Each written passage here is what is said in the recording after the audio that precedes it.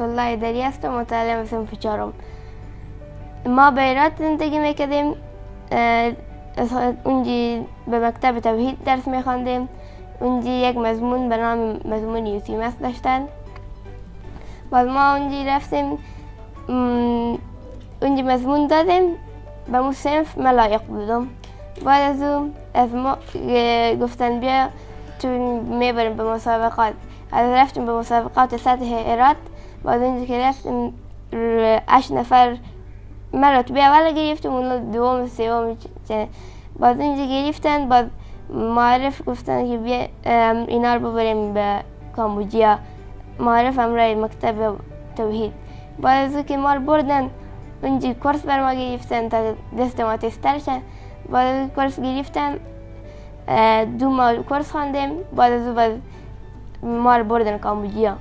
اونجا که رفتیم 2 روز برا بودیم. بعد از اونجا خستگی خود یک روز گرفتیم. باز سبا باز رفتیم مسابقه که رفتیم مسابقه خود دادیم بین 4000 نفر. بعد از که ما رفتیم نتایج اعلان کردن، ما رتبه اول گرفتم.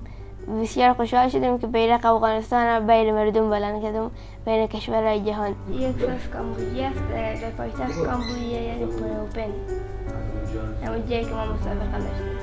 این بعد از که نمرات ما معلوم شد، ما رفتیم سرستش بعد ما که هرات که آمدیم از ما پذیرایی کردن و ما رو بردن به مدیر مکتب، ما رو بردن پیش والی و از اینجا بر ما تقدیرنامه دادن. فامیل ما بسیار خوش بودن که من رتبه اول گرفتم و به من احساس خوب داد.